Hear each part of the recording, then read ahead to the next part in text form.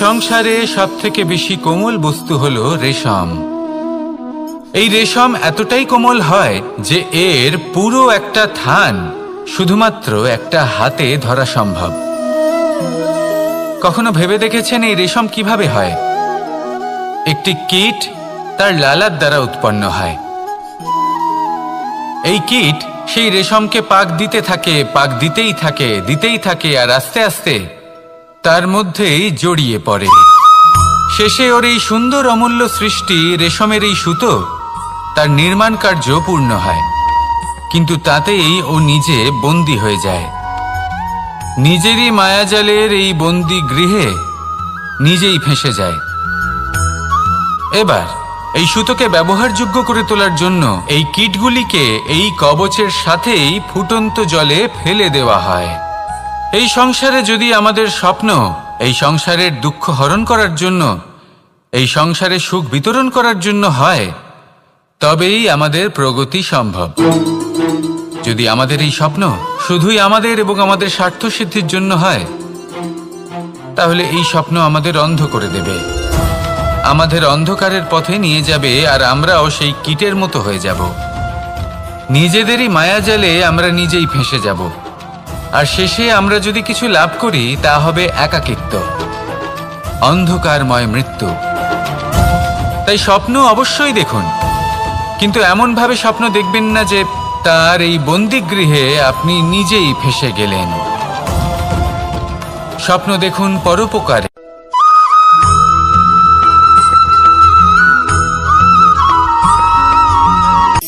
শক্তি শক্তি অর্জন করা এতটা কঠিন নয় যতটা শক্তি লাভ করার পরে সেই শক্তি সামলানো কঠিন হয়। কারণ যেই মানুষ শক্তি লাভ করে তার মনে গর্ববোধ জন্মায়, জন্মায় অহংকার, জন্মায় জেদ। তাই শক্তি প্রাপ্ত করার সাথে বিনম্র থাকাও অত্যন্ত আবশ্যক। আর এটা আমাদের শেখা উচিত বৃক্ষের থেকে। বৃক্ষ যা আমাদের ফল দেয়, বৃক্ষ যা যত ফল দেয় ততটাই ঝুঁকে যায়। আমরা পাথর মারি ওই বৃক্ষের থেকে ফল প্রাপ্ত করার জন্য। সেই পাথরের মার সহ্য করেও বৃক্ষ আমাদের ফল দেয়। কোনো গর্ববোধ নেই, কোনো অহংকার বোধ নেই, আর সেই জন্য এই বৃক্ষের পুজো করা হয়। এটাই হলো মাহাত্ম্য শক্তির সাথে বিনম্রতার। যদি এই শক্তি সৃজন করে থাকে, সাহায্য করে থাকে, সম্বল হয়ে থাকে, তবেই সেই শক্তি উপযুক্ত। আর নয়তো সেই শক্তি একদিন আপনাকে আসক্ত অবশ্যই করবে। তাহলে শক্তি অবশ্যই অর্জন করুন, কিন্তু তার সাথে সেই শক্তি সামলানোর মতো বিবেকও আপনাকে অবশ্যই জাগ্রত করতে হবে। তাহলে আসুন আমার সাথে ভালোবেসে বলুন, রাধা রাধা।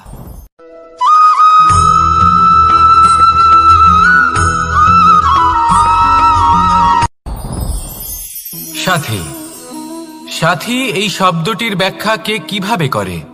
মিত্র, সখা, বন্ধু। কিন্তু অর্থ একটাই, তিনি যিনি আপনার সঙ্গী হন আর তিনি যার সাথী আপনি হন। এবার সব থেকে বড় প্রশ্ন হলো এটাই যে তিনি কে হতে পারেন যাকে আপনি আপনার সাথী বলে মেনে নিতে পারেন, নিজের সখা, নিজের মিত্র, নিজের বন্ধু মেনে নিতে পারেন। আপনার সাথী হলেন তিনি যিনি দুঃখের সময় আপনার পাশে থাকবেন, আপনার হাত ধরে থাকবেন। আপনার সাথী হলেন তিনি যার হাত আপনি নিজের সুখের দিনে ধরে থাকবেন। সেই সাথীরই হাত ধরুন যিনি দুঃখে সবসময় আপনাকে সাহায্য করার জন্য তৎপর হয়ে থাকেন, আপনার পাশে থাকেন, আর যাকে সুখের দিনে আপনি আপনার সাথে রাখতে পারেন। আর যখন আপনার সাথে আপনার এই সাথী থাকবে, তখন আপনি এটা বুঝবেন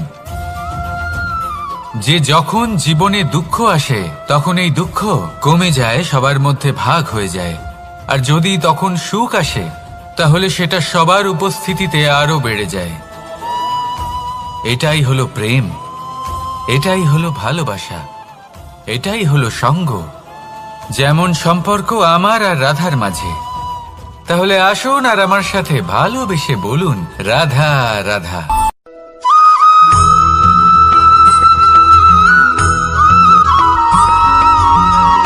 জীবন কিসের উপর নির্ভরশীল? ধনের ওপর।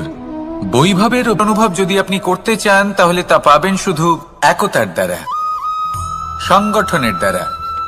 যদি আপনাকে উদাহরণ দিই, নিজের এই হাতটাকে দেখুন, 5টা আঙুল রয়েছে। কোনো একটা বস্তুকে নিজের একটা আঙুল দ্বারা তুলে ধরার চেষ্টা করে দেখুন, বড়ই কষ্ট হবে। তখন আপনি বুঝতে পারবেন যখন এই 5টি আঙুল একত্রিত হয় তখন কোনো কাজ কতটা সহজ হতে পারে। এটাই হলো শক্তি একতার। সব থেকে ভালো উদাহরণ যদি আপনাকে দিই তাহলে বাঁশি। এই বাঁশি থেকে অত্যন্ত মধুর সুর নির্গত হয় যা সবার মন প্রসন্ন করে দেয়। এই কথা সত্যি, কিন্তু এই বাঁশি আমি একটা বা দুটো আঙুল দিয়ে বাজাতে পারবো না। আমাকে প্রত্যেকটা আঙুল ব্যবহার করতেই হবে, তবেই এর থেকে মধুর সুর নির্গত হবে যা সকলকে প্রসন্ন করবে, ঠিক কিনা? ঠিক এইভাবেই যদি আপনি চান যে আপনার জীবনরূপী বাঁশি থেকেও মধুর সুর নির্গত হোক বা সবার মনকে প্রসন্ন করে তুলুক, তাহলে আপনাকেও জীবনে একতা নিয়ে আসতেই হবে। আপনি একাও কর্ম করতে পারেন, পথ চলতেও পারেন, সামনেও এগোতে পারেন, সাফল্যও লাভ করতে পারেন।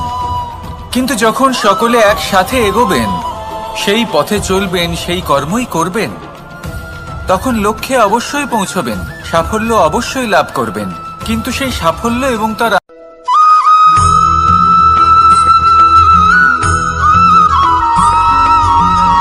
পুরুষার্থ। শাস্ত্রে 4 ধরনের পুরুষার্থের কথা বলা হয়েছে। প্রথম হলো ধর্ম। আপনি কি জানেন এই ধর্ম আসলে কি? আপনার কি মনে হয় ধর্ম আসলে কি? কোনো বিশেষ ঈশ্বরকে মানাই কি ধর্ম বলা হয়? নাকি কোনো বিশেষ রীতি পালন করাই হলো ধর্ম? নাকি কোনো বিশেষ সাহিত্যকে সর্বশ্রেষ্ঠ মনে করাই হলো ধর্ম? না, ধর্ম হলো সেটা যাকে ধারণ করা যেতে পারে। আর ধারণ শুধু সেটাই করা যায় যা পবিত্র। পবিত্র শুধু তাকেই বলা হয় যা নিঃস্বার্থ, যার মধ্যে শাসন করার কোনো ইচ্ছে নেই, যা সরলভাবেই প্রবাহমান, জল এবং বায়ুর মতো। যখন কোনো ব্যক্তি ধর্মকে ধারণ করেন এবং সেই ধর্ম সেই ব্যক্তিকে রক্ষা করে, তখন তাকে ধর্ম বলা হয়। ধর্ম যা রক্ষা করে অহংকার থেকে, খারাপ চিন্তার হাত থেকে। সেই জন্য পুরুষার্থ গড়ে তোলার আগে, ধর্ম পালন করার আগে ধর্মের প্রকৃত অর্থ কি সেটা বুঝে নিন। এটা জেনে রাখুন যে সমস্ত ধর্মের আধার, সমস্ত ধর্মের ভিত শুধুমাত্র ভালোবাসা। আসুন আর এই ভালোবাসার সাথেই বলুন রাধা রাধা।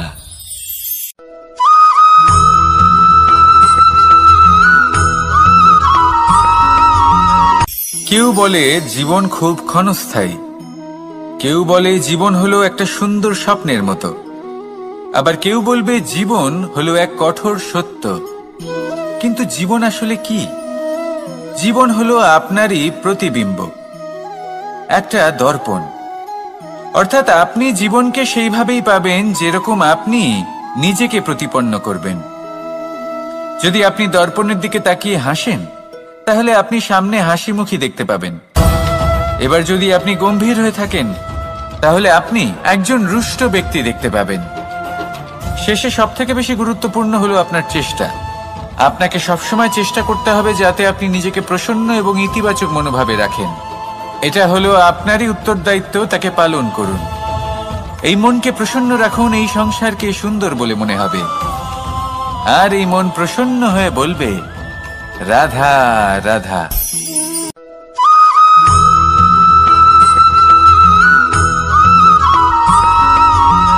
এই সংসারে প্রত্যেক মানুষ এটাই চান যে তিনি যেন ধনবান হন, আর্থিক অবস্থা তার ভালো থাকে, ওনার বাড়িতে লক্ষ্মীর আগমন হয়। কিন্তু সেটা হবে কি করে, সেটাই হলো প্রশ্ন। কেউ বলেন যে যদি পরিশ্রম করো তাহলে ধন অর্জন সম্ভব, কেউ বলেন যে যদি বিদ্যা লাভ হয় তবেই ধন অর্জন সম্ভব, কেউ বলেন যে যদি বলশালী হও তবেই সম্পন্ন থাকবে। ভালো কথা, যদি তাই হয়ে থাকে, তবে দিনমজুর সারা দিন পরিশ্রম করেন, তিনি কেন ধনী হন না? অনেকজন বিদ্বান মানুষ আছেন এই সংসারে, তারা কেন ধনবান হন না? অনেক সংখ্যক বলশালী ব্যক্তি আছেন, তাদের কাছে ধন নেই কেন? তাদের কেন ধনের অভাব হয়? আবার এমনও কিছু মানুষ আছেন যারা পরিশ্রম করেন, তারা দিনমজুর, কিন্তু তারা ধন অর্জন করতে পারেন। কিছু বিদ্বান ব্যক্তি আছেন যাদের কাছে অধিক মাত্রায় ধন রয়েছে। কয়েকজন বলশালী ব্যক্তি রয়েছেন যাদের কাছে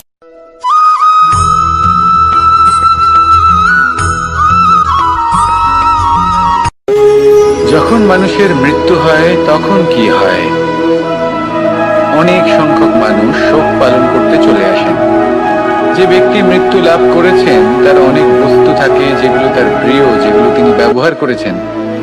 তার শয্যা, তার বস্ত্র, তার আভূষণ সবকিছু তার থেকে বিচ্ছিন্ন করা হয় এবং খালি হাতে তাকে শ্মশানের উদ্দেশ্যে রওনা করা হয়।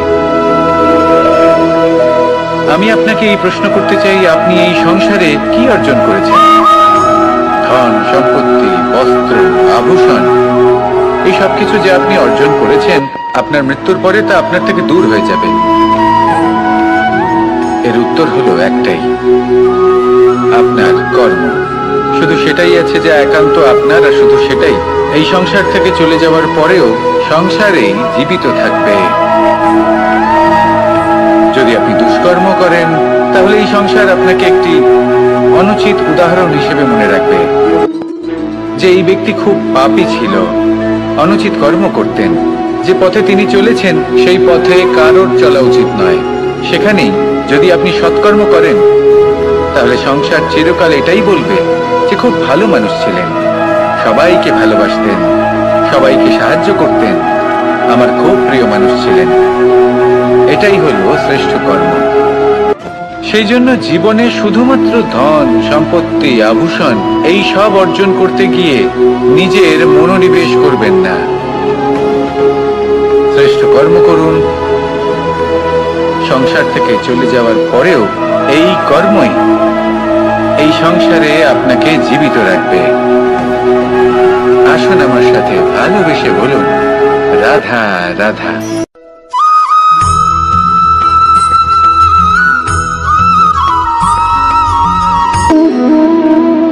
সম্পর্ক হলো আমাদের জীবনের একটি আধার। কিছু সম্পর্ক এমন যে আমরা জন্মসূত্রে লাভ করি, যেমন পরিবার, মা, বাবা। কিছু সম্পর্ক আছে যে আমরা জীবনে অর্জন করে থাকি, তা সে প্রেমের হোক, স্নেহের হোক বা বন্ধুত্বের। এই সকল সম্পর্ক লাভ করার বা গড়ে তোলার 5টি ধাপ রয়েছে। প্রথম ধাপ, কোনো ব্যক্তির সাথে আলাপ হওয়া, তার সাথে কথা বলা বা তাকে দেখা। দ্বিতীয় ধাপ, সে ব্যক্তিকে আমাদের ভালো লাগা। তৃতীয় ধাপ, আমাদের এটা চাইতে শুরু করা যে জীবনে এই ব্যক্তি যেন আমাদের বন্ধু হন, আমাদের জীবনে থাকেন, বা আমাদের কাউকে ভালোবেসে ফেলা। আর এটা আমাদের ভাবা বা চাওয়া যে সেই ব্যক্তি যেন আজীবন আমার সাথে থাকেন, আমার জীবনে আমার সাথী হয়ে। চতুর্থ ধাপ, লাভ করা। এবার এই ধাপটি অনেক মানুষের পক্ষেই খুবই সরল হয়, বড়ই সরল ভাবে নিজেদের সঙ্গীকে লাভ করে থাকেন। কিছু মানুষের জন্য এই ধাপ অত্যন্ত কঠিন হয়ে থাকে। অনেক প্রতিকূল পরিস্থিতির উপর জয়লাভ করে তারা সঙ্গীকে লাভ করেন, কিন্তু লাভ অবশ্যই করেন। এরপরে আসে পঞ্চম, অন্তিম এবং সব থেকে গুরুত্বপূর্ণ ধাপ। সেটা হলো সেই সম্পর্ক পালন করা। এটা হলো এমন এক বিষয় যা প্রত্যেক মানুষের শেখা উচিত। যদি ব্যক্তি নিজের জীবনে সম্পর্ক রক্ষা করতে শিখে যান, তবে প্রত্যেক সম্পর্ক তার জীবনকে স্বর্গ করে তুলবে। আসুন আর আমার সাথে ভালোবেসে বলুন, রাধা রাধা।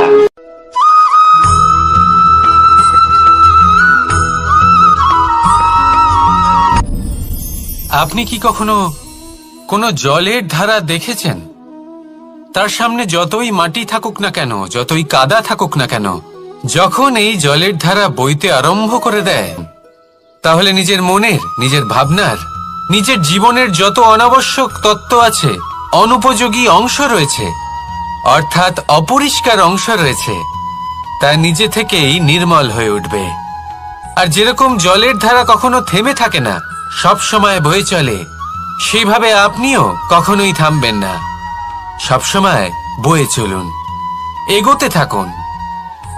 পথে যদি অনেক বিপদ আসে, সমস্যা আসে, থামবেন না, তার উপর নিরন্তর প্রহার করুন, নিরন্তর প্রয়াস করুন আর অগ্রসর হন।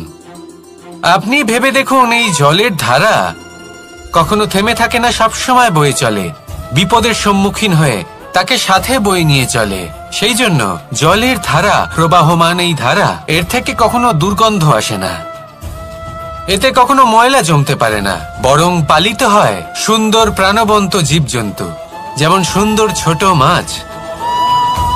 তাই আপনিও এটাই করুন, কখনো থামবেন না, শুধু চলতে থাকুন, জলের ধারার মতো বইতে থাকুন। আপনি আপনার লক্ষ্য অবশ্যই খুঁজে পাবেন, আর তার সাথে নিজের অন্তরের যে মালিন্য রয়েছে তা আপনি নিজেই নিজের থেকে দূরে করে দেবেন। তাহলে আসুন আর আমার সাথে ভালোবেসে বলুন, রাধা রাধা।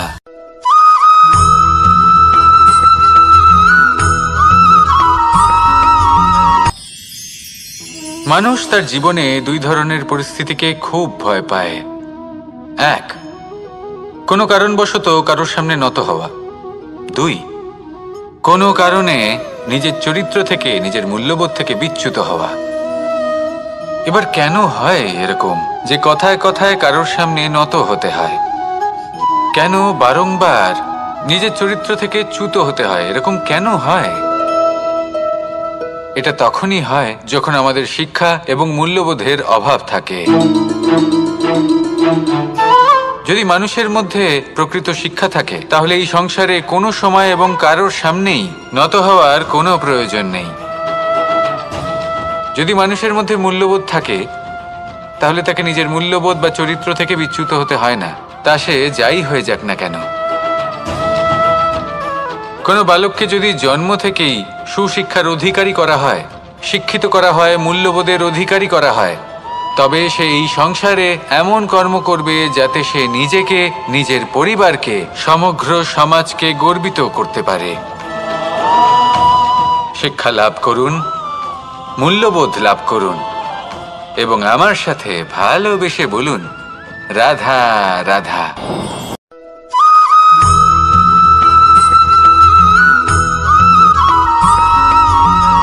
আপনি কখনো কোনো বাজকে নিজের বাসা বানাতে দেখেছেন? এই বাজ যখনই কোনো বাসা বানায়, তখন উঁচু গাছের ডালে বা কোনো পর্বতের শিখরে বাসা বানায়, অনেক উচ্চতায়, আর সেখানে তার সন্তানও জন্মগ্রহণ করে। যখন এই সন্তানেরা জন্মায়, তখন এই বাজ খুবই ভালোবেসে এবং খুব সাবধানে এদের পালন পোষণ করে, নিজের ঠোঁট দিয়ে তাদের ঠোঁটে খাবার পরিবেশন করে। কিন্তু যেই সেই সন্তানেরা হৃষ্টপুষ্ট হয়ে যায় এবং সেই কথা বাজ নিজে বুঝতে পেরে যায়, সেই বাজ নিজেই সেই বাসা ছিন্ন ভিন্ন করে দেয়। সেই সন্তান যাদের সবেমাত্র ডানা গজিয়েছে, কিভাবে উড়তে হয় তারা জানে না, সেই সন্তানগুলিকে উচ্চতা থেকে ঠেলে দেয়। সেই সন্তান প্রথমে ভয়ভীত হয়ে যায়, তারা সামনে মৃত্যুকে দেখতে পেয়ে ভয়ের কারণে তাদের ডানা ঝাপটাতে থাকে, আর সেই প্রক্রিয়াতেই সেই সন্তানগুলি উড়তে শুরু করে দেয়। এবার এই ঘটনায় আমরা কি শিক্ষা পেতে পারি? এটাই, যদি আপনি মাতা পিতা হন, তাহলে নিজের সন্তানকে অবশ্যই স্নেহ করুন, কিন্তু তাদেরকে নিজের আঁচলের তলায় বেঁধে রাখবেন না। যদি আপনি চান আপনার সন্তান জীবনে উন্নতি করুক, তাহলে নিজের মুঠো থেকে তাদের স্বতন্ত্র করে দিন, এই সংসারে সংঘর্ষ করতে দিন। সেই সন্তান নিজেই বুঝতে পারবে যে জন্মের সময় পাওয়া ডানা কি করে ব্যবহার করতে হয়, আর আপনার চোখের সামনে আপনার সন্তান এই আকাশে উড়তে থাকবে। তাহলে আসুন আমার সাথে ভালোবেসে বলুন, রাধা রাধা।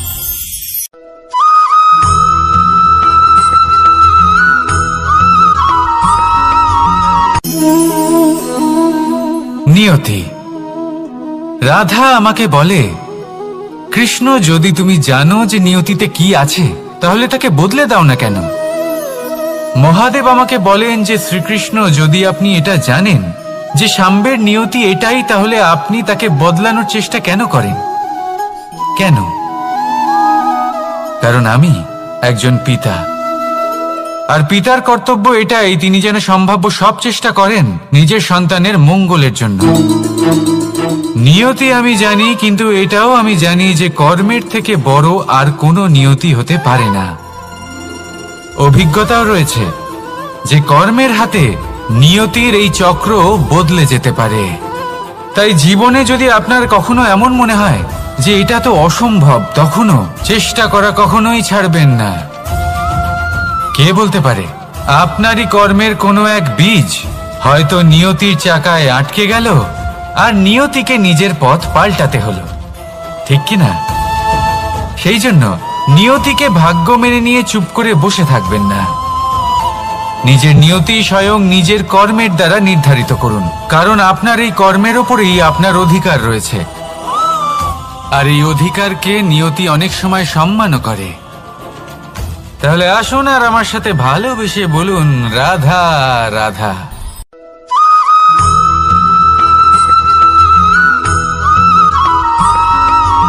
কখনো কখনো আমরা ভাবি যে কোনো ব্যক্তি যিনি ধর্মের পথে চলেছেন, যদি তার দ্বারা কোনো ভুল হয়ে থাকে তাহলে নিয়তি তাকে সেই মুহূর্তেই কঠোর শাস্তি দেন।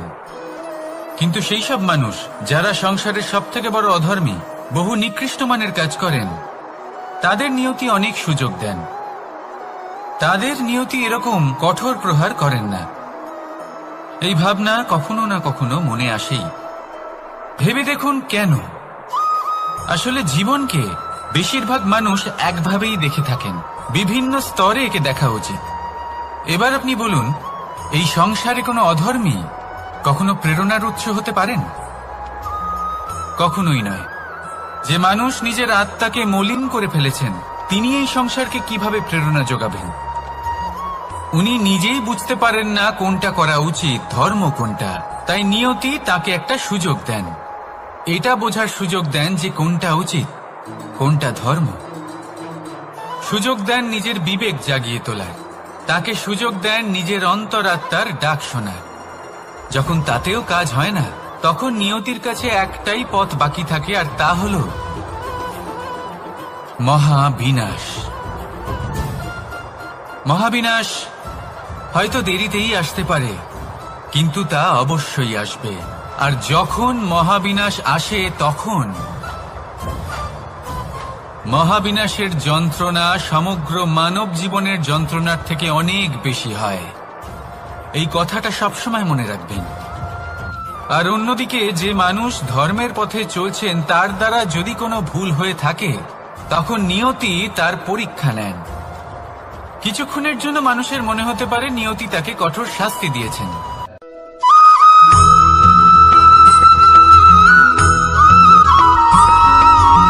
এই সংসারে কখনো কোনো ব্যক্তিকে তার বাইরের পোশাক দেখে বিচার করার চেষ্টা করবেন না, এটা খুব বড় ভুল করবেন। যেমন আমরা জীবনে অনেক সময় এমন করি, ধরুন কোথাও একটা গাছ দেখলাম, খুব বিশাল আকারের একটা গাছ, যেটা মাটির থেকে অনেক উঁচুতে পৌঁছে গেছে, যার বিশাল শাখা আছে। সেগুলো দেখে আমরা ভাবি যে এই গাছে হয়তো কত সুস্বাদু ফল আছে, আমরা সেই গাছের পরিচর্যা করতে থাকি।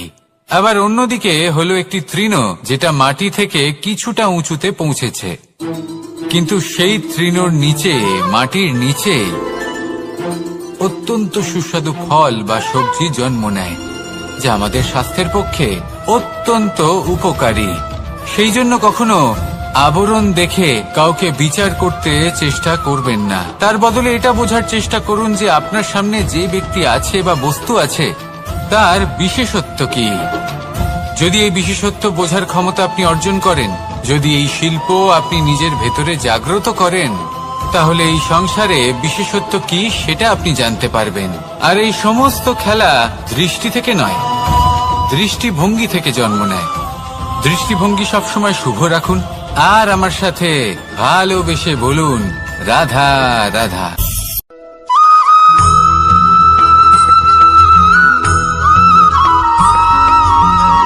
পুরুষার্থ।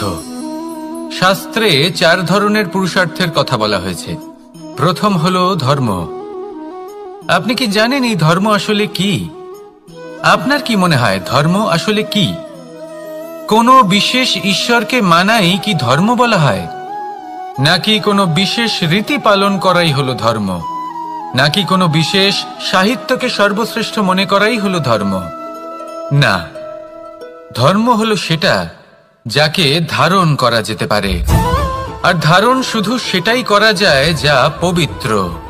পবিত্র শুধু তাকেই বলা হয় যা নিঃস্বার্থ, যার মধ্যে শাসন করার কোনো ইচ্ছে নেই,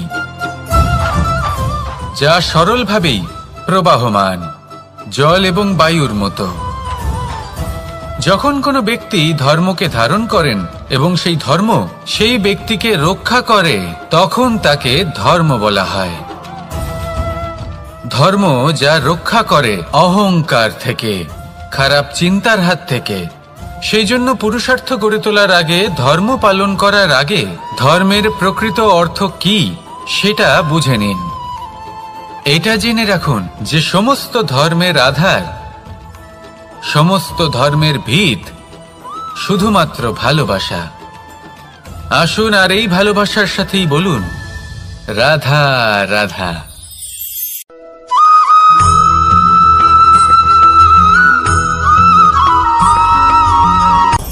আপনি কখনো পর্বতের শিখরে উঠেছেন?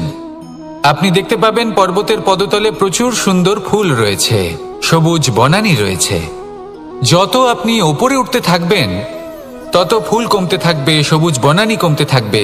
আরো কিছুটা ওপরে উঠলে কাঁটা জাতীয় গাছ দেখতে পাবেন, শুকনো গাছ দেখতে পাবেন। আরো যদি ওপরে ওঠেন তাহলে পাষাণ দেখতে পাবেন। আরো ওপরে উঠলে হিমখণ্ড দেখতে পাবেন।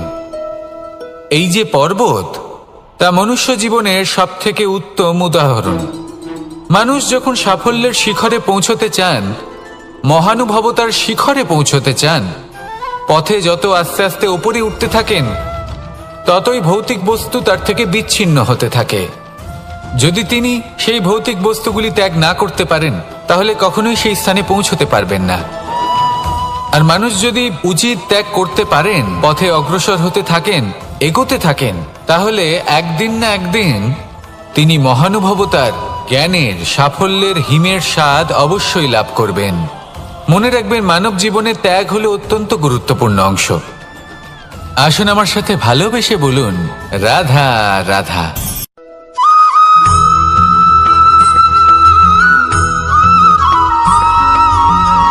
কেউ বলে জীবন খুব ক্ষণস্থায়ী, কেউ বলে জীবন হলো একটা সুন্দর স্বপ্নের মতো, আবার কেউ বলবে জীবন হলো এক কঠোর সত্য। কিন্তু জীবন আসলে কি? জীবন হলো আপনারই প্রতিবিম্ব, একটা দর্পণ। অর্থাৎ আপনি জীবনকে সেইভাবেই পাবেন যেরকম আপনি নিজেকে প্রতিপন্ন করবেন। যদি আপনি দর্পণের দিকে তাকিয়ে হাসেন, তাহলে আপনি সামনে হাসি মুখী দেখতে পাবেন। এবার যদি আপনি গম্ভীর হয়ে থাকেন, তাহলে আপনি একজন রুষ্ট ব্যক্তি দেখতে পাবেন। শেষে সবথেকে বেশি গুরুত্বপূর্ণ হলো আপনার চেষ্টা। আপনাকে সবসময় চেষ্টা করতে হবে যাতে আপনি নিজেকে প্রসন্ন এবং ইতিবাচক মনোভাবে রাখেন। এটা হলো আপনারই উত্তরদায়িত্ব, তাকে পালন করুন। এই মনকে প্রসন্ন রাখুন, এই সংসারকে সুন্দর বলে মনে হবে। আর এই মন প্রসন্ন হয়ে বলবে রাধা রাধা।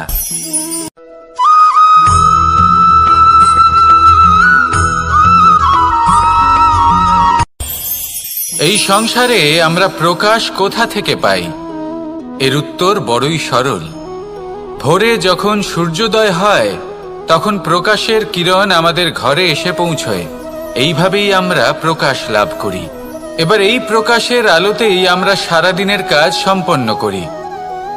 সন্ধে হয়ে যায়, সূর্যাস্তও হয়ে যায়। আর আমাদের ঘর যাতে অন্ধকার না হয়, তার জন্য আমরা একটা প্রদীপ প্রজ্বলিত করি। এটাই ঘটে আমাদের জীবনেও। এবার প্রবাহমান আয়ুর সাথে আমরা আমাদের অন্তরে যদি একটা প্রদীপ প্রজ্বলিত করে নিই, তাহলে বিষয়টাই অন্যরকম হবে। এবার আপনি বলবেন, কোন প্রকাশের কথা বলছি যে আমাদের অন্তরে জাগ্রত করা সম্ভব? আমাদের আত্মার মাঝে প্রেমের প্রকাশ জাগ্রত করার কথা বলছি। কারণ আমাদের এই জীবন, এও হলো দিনের আলোর মতো। আজ প্রকাশ আছে, কিন্তু কোনোদিন অবশ্যই অস্ত হবে। কিন্তু অস্ত হবার আগে যদি আমরা আমাদের আত্মার মাঝে প্রেমের এই প্রকাশ উজ্জ্বলিত করে নিই, তাহলে আমাদের সন্ধ্যাকালও আমরা আনন্দে এবং প্রেমে যাপন করব। তাহলে আসুন আর আমার সাথে ভালোবেসে বলুন, রাধা রাধা।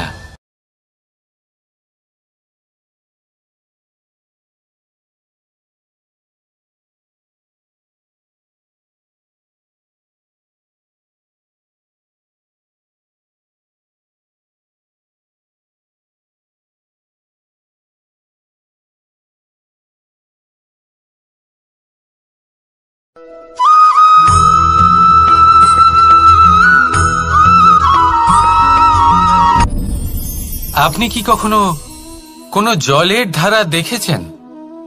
তার সামনে যতই মাটি থাকুক না কেন, যতই কাদা থাকুক না কেন, যখন এই জলের ধারা বইতে আরম্ভ করে দেয়, তাহলে নিজের মনের, নিজের ভাবনার, নিজের জীবনের যত অনাবশ্যক তত্ত্ব আছে, অনুপযোগী অংশ রয়েছে, অর্থাৎ অপরিষ্কার অংশ রয়েছে, তা নিজে থেকেই নির্মল হয়ে উঠবে। আর যেরকম জলের ধারা কখনো থেমে থাকে না, সব সময় বয়ে চলে, সেইভাবে আপনিও কখনোই থামবেন না। সবসময় বয়ে চলুন, এগোতে থাকুন। পথে যদি অনেক বিপদ আসে, সমস্যা আসে, থামবেন না, তার উপর নিরন্তর প্রহার করুন, নিরন্তর প্রয়াস করুন আর অগ্রসর হন। আপনি ভেবে দেখুন, এই জলের ধারা কখনো থেমে থাকে না, সবসময় বয়ে চলে, বিপদের সম্মুখীন হয়ে তাকে সাথে বয়ে নিয়ে চলে। সেই জন্য জলের ধারা, প্রবাহমান এই ধারা, এর থেকে কখনো দুর্গন্ধ আসে না, এতে কখনো ময়লা জমতে পারে না, বরং পালিত হয় সুন্দর প্রাণবন্ত জীবজন্তু, যেমন সুন্দর ছোট মাছ। তাই আপনিও এটাই করুন, কখনো থামবেন না, শুধু চলতে থাকুন, জলের ধারার মতো বইতে থাকুন। আপনি আপনার লক্ষ্য অবশ্যই খুঁজে পাবেন, আর তার সাথে নিজের অন্তরের যে মালিন্য রয়েছে, তা আপনি নিজেই নিজের থেকে দূরে করে দেবেন। তাহলে আসুন আর আমার সাথে ভালোবেসে বলুন, রাধা রাধা।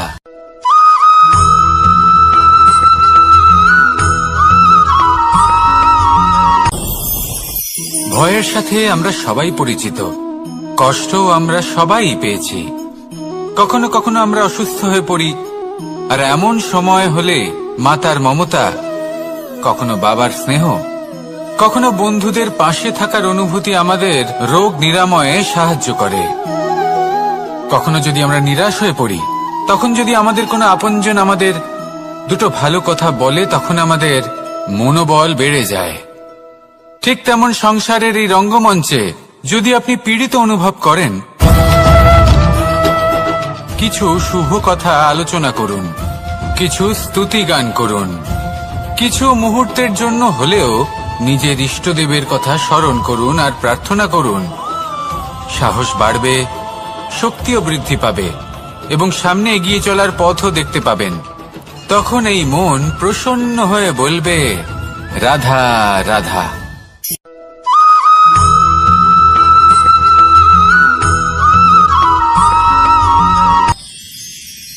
মানুষ তার জীবনে দুই ধরনের পরিস্থিতিকে খুব ভয় পায়। এক, কোনো কারণবশত কারোর সামনে নত হওয়া। দুই, কোনো কারণে নিজের চরিত্র থেকে, নিজের মূল্যবোধ থেকে বিচ্যুত হওয়া। এবার কেন হয় এরকম যে কথায় কথায় কারোর সামনে নত হতে হয়? কেন বারংবার নিজের চরিত্র থেকে চ্যুত হতে হয়? এরকম কেন হয়? এটা তখনই হয় যখন আমাদের শিক্ষা এবং মূল্যবোধের অভাব থাকে। যদি মানুষের মধ্যে প্রকৃত শিক্ষা থাকে, তাহলে এই সংসারে কোনো সময় এবং কারোর সামনেই নত হওয়ার কোনো প্রয়োজন নেই। যদি মানুষের মধ্যে মূল্যবোধ থাকে, তাহলে তাকে নিজের মূল্যবোধ বা চরিত্র থেকে বিচ্যুত হতে হয় না, তা সে যাই হয়ে যাক না কেন। কোনো বালককে যদি জন্ম থেকেই সুশিক্ষার অধিকারী করা হয়, শিক্ষিত করা হয়, মূল্যবোধের অধিকারী করা হয়, তবে সে এই সংসারে এমন কর্ম করবে যাতে সে নিজেকে, নিজের পরিবারকে, সমগ্র সমাজকে গর্বিত করতে পারে। শিক্ষা লাভ করুন, মূল্যবোধ লাভ করুন এবং আমার সাথে ভালোবেসে বলুন, রাধা রাধা।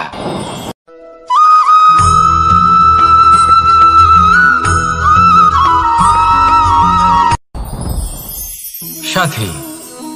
সাথী এই শব্দটির ব্যাখ্যা কে কিভাবে করে? মিত্র, সখা, বন্ধু। কিন্তু অর্থ একটাই, তিনি যিনি আপনার সঙ্গী হন আর তিনি যার সাথী আপনি হন। এবার সব থেকে বড় প্রশ্ন হলো এটাই যে তিনি কে হতে পারেন যাকে আপনি আপনার সাথী বলে মেনে নিতে পারেন, নিজের সখা, নিজের মিত্র, নিজের বন্ধু মেনে নিতে পারেন। আপনার সাথী হলেন তিনি যিনি দুঃখের সময় আপনার পাশে থাকবেন, আপনার হাত ধরে থাকবেন। আপনার সাথী হলেন তিনি যার হাত আপনি নিজের সুখের দিনে ধরে থাকবেন।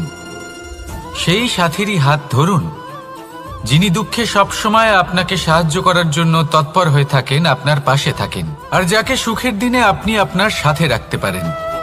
আর যখন আপনার সাথে আপনার এই সাথী থাকবে তখন আপনি এটা বুঝবেন যে যখন জীবনে দুঃখ আসে তখন এই দুঃখ কমে যায়, সবার মধ্যে ভাগ হয়ে যায়। আর যদি তখন সুখ আসে তাহলে সেটা সবার উপস্থিতিতে আরো বেড়ে যায়। এটাই হলো প্রেম, এটাই হলো ভালোবাসা, এটাই হলো সঙ্গ। যেমন সম্পর্ক আমার আর রাধার মাঝে। তাহলে আসুন আর আমার সাথে ভালোবেসে বলুন, রাধা রাধা।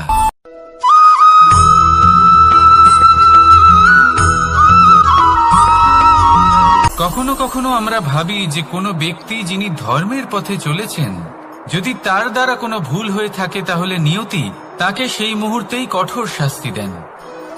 কিন্তু সেই সব মানুষ যারা সংসারের সবথেকে বড় অধর্মী, বহু নিকৃষ্ট মানের কাজ করেন, তাদের নিয়তি অনেক সুযোগ দেন। তাদের নিয়তি এরকম কঠোর প্রহার করেন না। এই ভাবনা কখনো না কখনো মনে আসেই। ভেবে দেখুন কেন?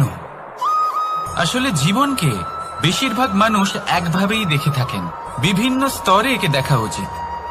এবার আপনি বলুন, এই সংসারে কোনো অধর্মী কখনো প্রেরণার উৎস হতে পারেন? কখনোই নয়। যে মানুষ নিজের আত্মাকে মলিন করে ফেলেছেন তিনি এই সংসারকে কিভাবে প্রেরণা যোগাবেন? উনি নিজেই বুঝতে পারেন না কোনটা করা উচিত, ধর্ম কোনটা। তাই নিয়তি তাকে একটা সুযোগ দেন, এটা বোঝার সুযোগ দেন যে কোনটা উচিত, কোনটা ধর্ম।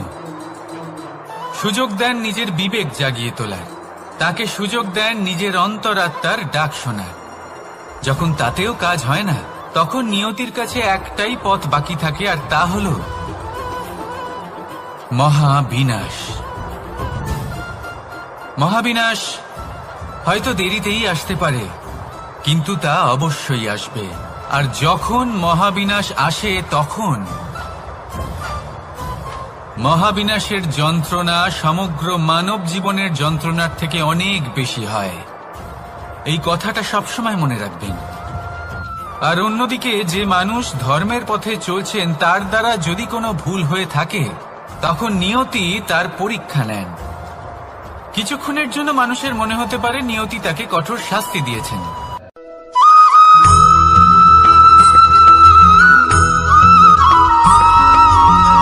মানুষের মানসিকতা এমন হয় যে সে যতটা করে আশা করে যে তার থেকে অনেক বেশি তার বদলে সে পাবে।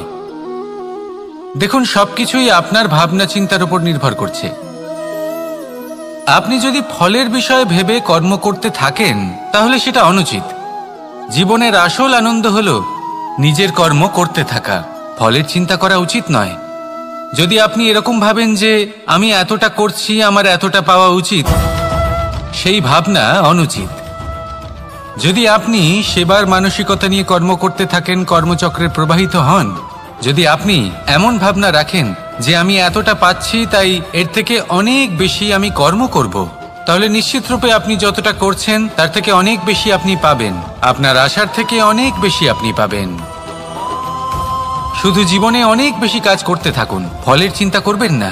আর মনে রাখবেন, এই ভাবনাই সব থেকে বড় বীজ। কর্মের উপর বিশ্বাস রাখুন, জীবনে যা যা আপনি চান সবই সুখময় হবে। আসুন আর আমার সাথে ভালোবেসে বলুন, রাধা রাধা।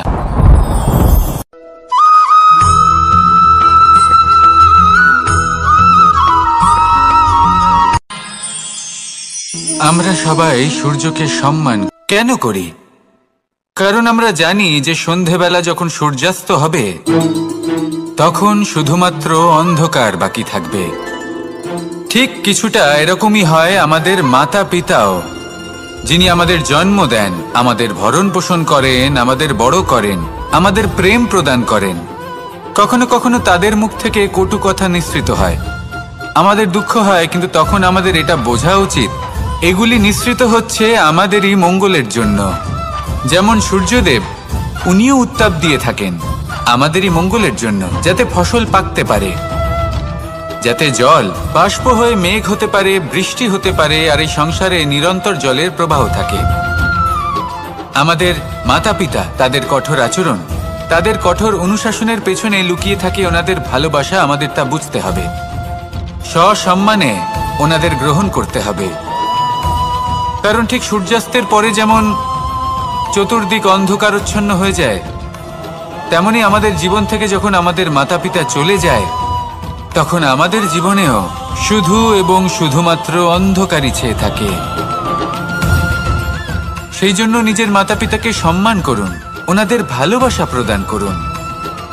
এই মন আর এই জীবন প্রসন্ন হয়ে বলবে, রাধা রাধা।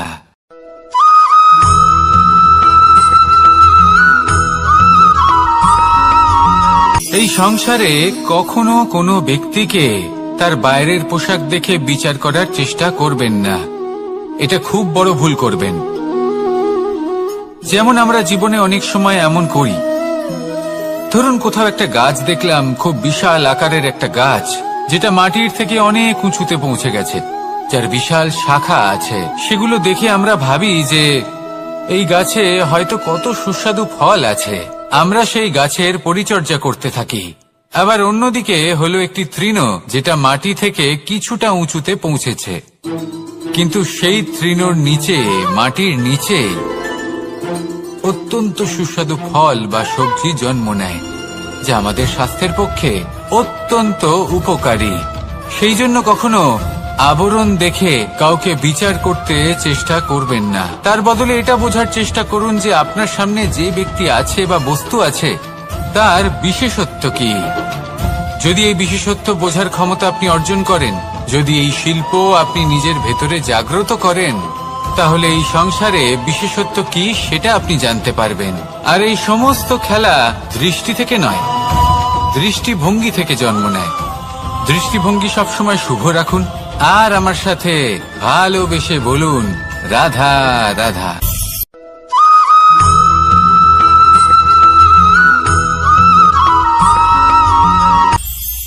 এটা হলো ধান গাছ, এর থেকে যে চাল উৎপন্ন হয় তা মানুষ গ্রহণ করেন। আর এটা কি? এ হলো জংলি ঘাস। একবার ভেবে দেখুন, যদি এই জংলি ঘাস ধান গাছের আশেপাশে থাকে তাহলে কি হবে? ধান উৎপন্ন হতে পারবে? তা উৎকৃষ্ট হতে পারবে? আমরা কি তা গ্রহণ করতে পারবো? কখনোই নয়। এই জংলি ঘাস ধানকে নষ্ট করে দেবে, কিন্তু নিজে জীবিত থাকবে। এটাই হলো আজকের শিক্ষা। এই সংসারে যদি আপনি নীতির পথে চলতে চান, উচিত কর্ম করতে চান, সংসারকে সেবা করতে চান, তাহলে জংলি ঘাসের মতো ব্যক্তিদের থেকে সবসময় দূরে থাকতে হবে। সেই ব্যক্তি যারা দুর্নীতি এবং মিথ্যা দ্বারা পরিপূর্ণ, যাদের ব্যবহার অশুভ, যাদের অনেক অশুভ গুণ রয়েছে, তারা সঠিক নয়। সেই সকল ব্যক্তি যাদের চরিত্র অত্যন্ত দুষ্ট হয়, তারা হয় শুভ চরিত্রের ব্যক্তিকে একদম নষ্ট করে দেয়, নয় নিজের মতো বানিয়ে তোলে। তাই যদি আপনি নীতির পথে চলতে চান, এই সংসারের জন্য শুভ কর্ম করতে চান, তাহলে সেই সঙ্গ লাভ করুন যে সঙ্গ জ্ঞানে পরিপূর্ণ, যাদের মধ্যে অনেক গুণ আছে, যাদের থেকে প্রতিদিন কিছু শিখতে পারবেন। এমন ব্যক্তির সাথে জীবন অতিবাহিত করুন, দুরাচারীদের থেকে দূরে থাকুন। তবেই এই মন প্রসন্ন হয়ে বলবে, রাধা রাধা।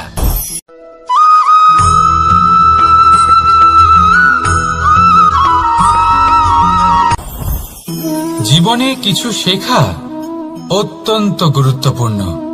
এবার কি কি শিখতে হবে সেই সব শেখানোর জন্য অনেক শিক্ষক রয়েছেন, কিন্তু কি শিখবেন না আর কি করবেন না এটা আমাদের নিজের অভিজ্ঞতা দিয়ে শিখতে হয়। কিন্তু তার মানে এটা নয় যে যদি আপনাকে শিখতে হয় যে আগুনের তাপ কতটা, আপনাকে আগুনের মধ্যে হাত দিতে হবে। না, অন্য কারোর অভিজ্ঞতা দ্বারাও শিখতে পারেন। প্রশ্ন শুধুমাত্র একটাই যে আপনি কি শিখতে চান নাকি চান না।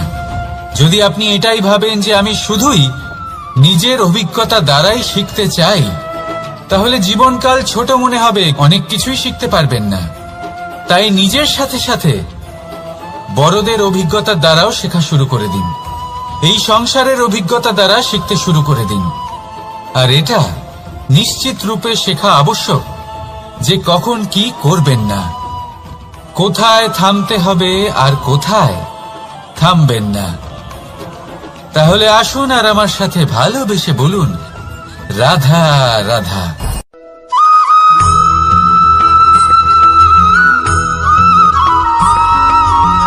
এই সংসারে সবথেকে বেশি কোমল বস্তু হলো রেশম।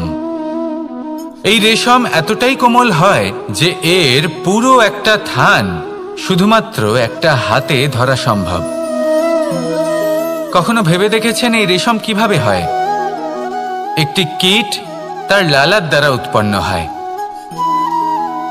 এই কীট সেই রেশমকে পাক দিতে থাকে, পাক দিতেই থাকে আর আস্তে আস্তে তার মধ্যেই জড়িয়ে পড়ে। শেষে ওর এই সুন্দর অমূল্য সৃষ্টি রেশমের এই সুতো তার নির্মাণ কার্য পূর্ণ হয়, কিন্তু তাতেই ও নিজে বন্দী হয়ে যায়। নিজেরই মায়াজালের এই বন্দী গৃহে নিজেই ফেঁসে যায়।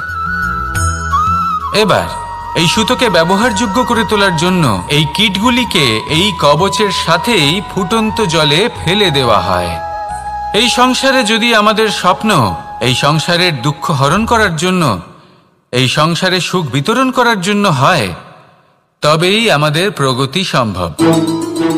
যদি আমাদের এই স্বপ্ন শুধুই আমাদের এবং আমাদের স্বার্থ সিদ্ধির জন্য হয়, তাহলে এই স্বপ্ন আমাদের অন্ধ করে দেবে, আমাদের অন্ধকারের পথে নিয়ে যাবে, আর আমরাও সেই কীটের মতো হয়ে যাব।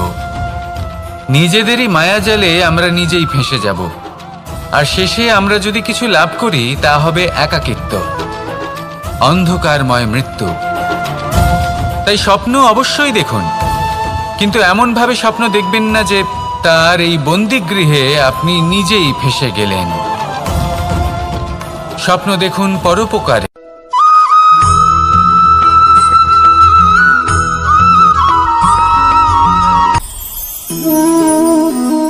শক্তি এক অত্যন্ত বিচিত্র বস্তু, বা বলতে পারেন অনুভূতি। পিতা সবসময় চান যেন তিনি তার শক্তি পুত্রকে।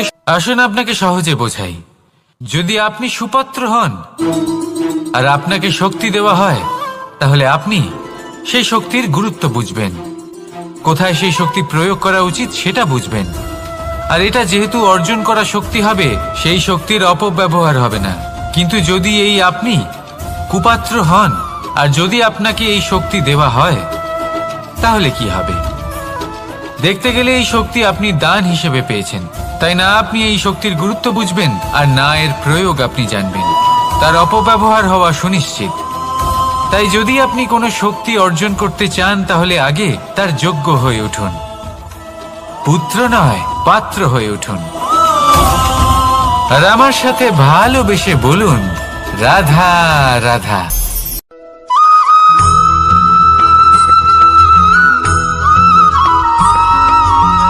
এই সংসারে প্রত্যেক মানুষ এটাই চান যে তিনি যেন ধনবান হন, আর্থিক অবস্থা তার ভালো থাকে, ওনার বাড়িতে লক্ষ্মীর আগমন হয়।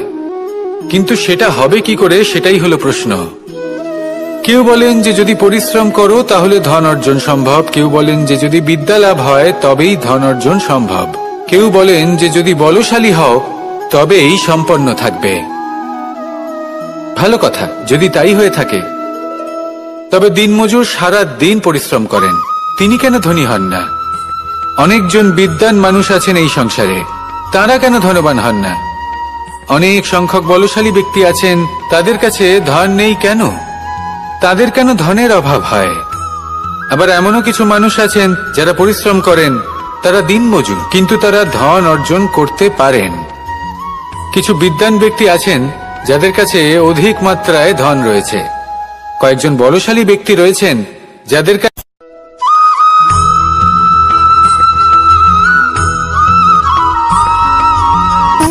সুখ, দুঃখ এবং শক্তি, এই তিন হলো এই সংসারের ত্রিদেবের মতো। আমাদের জীবনে যা কিছু ঘটছে এই তিনটির ভিত্তির উপরেই হচ্ছে। আসলে এই সংসারের একটা নিয়ম আছে, যখনই আপনি কিছু লাভ করেন এই সংসার আপনার পরীক্ষা নেয়। এটা জানার জন্য আপনার পরীক্ষা নেয় যে আপনি যা কিছুই লাভ করেছেন আপনি কি আদৌ সেটার যোগ্য কিনা। ঠিক সেইভাবেই এই সুখ, দুঃখ এবং শক্তি আপনার পরীক্ষা নিয়ে থাকে। যখন সুখ আসে তখন সে আপনার পরীক্ষা নেয় যে আপনার মধ্যে অহংবোধ জাগ্রত হয়নি তো। যদি অহংবোধ চলে আসে তাহলে সুখ সেখানেই সঙ্গ ত্যাগ করে। দুঃখ আপনার ধৈর্যের পরীক্ষা নিতে থাকে, আর যদি আপনার মধ্যে ধৈর্য না থাকে তাহলে এটা আপনাকে আরো বেশি দুঃখের গভীর অন্ধকারে ঠেলে দেবে। সেখানে শক্তি পরীক্ষা নেয় আপনার বিনম্রতার। যদি আপনি বিনম্র না হন তাহলে হয় এই শক্তি আপনার সঙ্গ ত্যাগ করবে, নয় এই শক্তি বিনম্রতার অভাবে আপনার পতনের কারণ হতে পারে। এই সংসারে যে কোনো ব্যক্তি যিনি এই পরীক্ষায় উত্তীর্ণ হয়ে থাকেন এই জীবনে তিনি সাফল্য লাভ করেন। আসুন আমার সাথে ভালোবেসে বলুন, রাধা রাধা।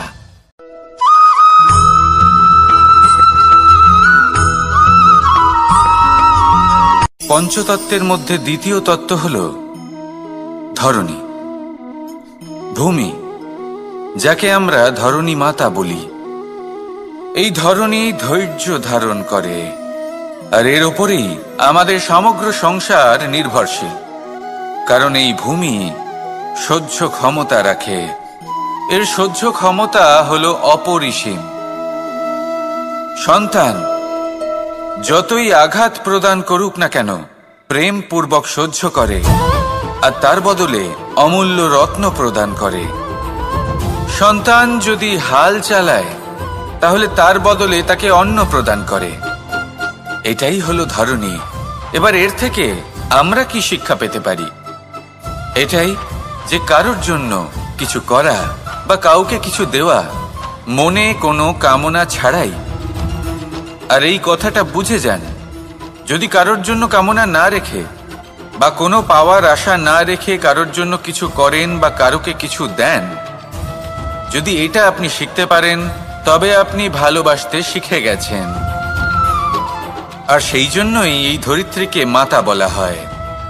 কারণ মাতা শুধু উনি নন যিনি গর্ভে সন্তানকে ধারণ করেন, মাতা তো উনিও যিনি জীবন বাঁচতে শেখান, যিনি জীবন বাঁচার উদাহরণ প্রদান করেন।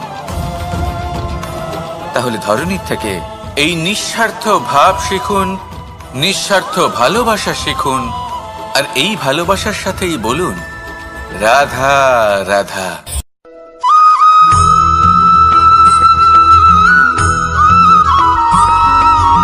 মানুষ জন্মগ্রহণ করে, তার সাথে ভয়েরও জন্ম হয়। ছোটবেলা থেকেই আমাদের মনে কোনো না কোনো প্রকারের ভয় থেকেই যায়। কেউ এই বিষয়ে ভয় পায় যে তার কোনো বস্তু তার থেকে দূরে চলে যাবে, কেউ এই বিষয়ে ভয় পায় যে আমি নিজেকে হারিয়ে ফেলব, কেউ এই ভেবে ভয় পায় যে আমার প্রিয়জনেরা তারা যেন আমার থেকে দূরে না চলে যায়, কেউ এই ভেবে ভয় পায় যে আমরা যেন পথ না হারিয়ে ফেলি, আদি ইত্যাদি। কিন্তু সত্যি কথা বলতে ভেবে দেখুন এই ভয় বাস্তবে কি? শুধুই একটা মনস্থিতি, আর কিছুই নয়। যা কিছু আপনি জীবনে পেয়েছেন তা একদিন আপনাকে হারাতে হবে। এই জীবন হলো আপনারই, কিন্তু তাও একদিন সমাপ্ত হবে। তাই ভয় পেয়ে কি লাভ? এই ভয় শুধু আপনাকে জীবন যাপন করা থেকে বাধা দিচ্ছে, আর কিচ্ছু নয়। পথ হারিয়ে ফেললেই বুঝতে পারবেন যে নতুন পথ কিভাবে বানাতে হয়। কিছু মানুষকে জীবন থেকে হারালে তবেই আপনি বুঝবেন যে আপনার আপনজনকে। এই ভয়ের কারণে ভীত হয়ে থাকবেন না। এই তারা নক্ষত্র অন্ধকারের অভাবে গুরুত্ব হারায়। শিবকেও মহাদেব হওয়ার জন্য বিষপান করতে হয়েছিল। প্রত্যেক পরিস্থিতি, প্রত্যেক সাফল্য আপনার পরীক্ষা নেবে। তাতে উত্তীর্ণ হওয়া হলো আপনার কর্ম। যখনই আপনি ভয় পাবেন বা সংকটের সম্মুখীন হবেন, তখন সাহসের সাথে তার সম্মুখীন হন। মনে রাখবেন, যে সম্মুখীন হতে জানে, সাফল্য তার সাথে সবসময় থাকে। আসুন আর আমার সাথে ভালোবেসে বলুন, রাধা রাধা।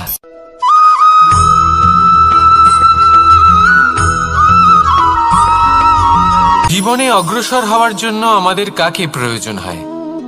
মাতা পিতা, বন্ধু, প্রেম, সাহায্য, অর্থ, পরিশ্রম, আশা।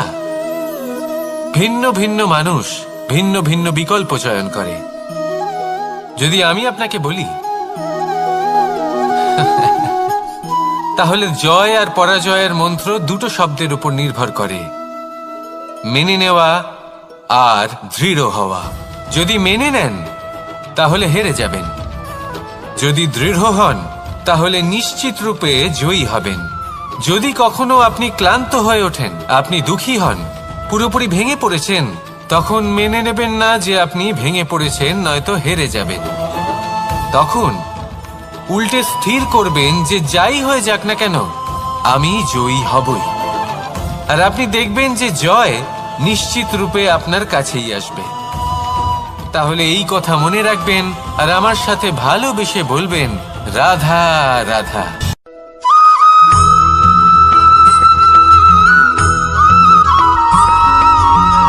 এই সংসারে কোনো বস্তু হোক বা ব্যক্তি হোক, তার একার গুরুত্ব কিন্তু খুব বেশি নয়। একটা উদাহরণ হিসেবে বৃষ্টির ফোঁটাকে ভেবে দেখুন। যদি একটি বৃষ্টির ফোঁটা হয় তাহলে তার খুব বেশি গুরুত্ব থাকে না, কিন্তু যখন সহস্র বৃষ্টির ফোঁটা মেঘের মধ্যে দিয়ে ঝরে পড়ে, তখন সেটা বর্ষার রূপ ধারণ করে। সেই বর্ষা যা এই প্রকৃতিকে শান্ত করে। সেইভাবেই পাথরের ছোট টুকরো, তার খুব বেশি গুরুত্ব থাকে না, কিন্তু যখন অসংখ্য পাথরের টুকরো একত্রিত হয় তখন তা পর্বতের আকার ধারণ করে। সেইভাবেই কিছু মানুষ যখন একত্রিত হন তখন তৈরি হয় পরিবার, কিছু পরিবার যখন একত্রিত হয় তখন তৈরি হয় সমাজ, যখন অনেক সংখ্যক সমাজ একত্রিত হয় তখন তৈরি হয় রাজ্য। এবার এই রাজ্যের সবথেকে গুরুত্বপূর্ণ ব্যক্তি হতে পারেন রাজা, কিন্তু তাও সেই রাজা একা কিছু করতে পারেন না। যুদ্ধ লড়ার সময় তারও নিজের সৈন্যদলকে প্রয়োজন পড়ে। কিন্তু এই সংসারে এমন একজন ব্যক্তি আছেন যিনি একাই সব কাজ করতে থাকেন, এবং সেই ব্যক্তি হলেন মা। আমাদের জীবনে একজন পিতার ভূমিকা কিন্তু নিঃসন্দেহে অমূল্য, কিন্তু আমাদের সকলের জীবনে যে ভূমিকা একজন মায়ের তা অন্য কারোর থাকে না। একজন মা একাই সন্তানকে বড় করতে পারেন, সংস্কারী করে তুলতে পারেন, তার জন্য পরিশ্রম করেন। আর এত কিছু কাজ করার পরেও তার কাজের জন্য তিনি প্রশংসা অবশ্য পান না। উল্টে যদি সেই সন্তান অনুচিত পথে চালিত হয়, অনুচিত কর্ম করে, তখন সেই মাকেই অপবাদের পাত্র হয়ে উঠতে হয়। আমাদের জীবনে মায়ের যোগদান কতটা সেটা বুঝুন। আপনাকে বড় করে তোলার জন্য উনি কতটা পরিশ্রম করেছেন সেটা বুঝুন। আজ থেকে, এখন থেকে, এই মুহূর্ত থেকে মাকে সম্মান করতে শিখুন। যখন সময় পাবেন, যখন সুযোগ হবে, তখন তার প্রশংসা করুন, ওনারও ভালো লাগবে। আর মায়ের এই মমতার জন্য, তার এই ভূমিকার জন্য আসুন সবাই মিলে আমরা তাকে প্রণাম করি, আর সকলে মিলে ভালোবেসে বলি, রাধা রাধা।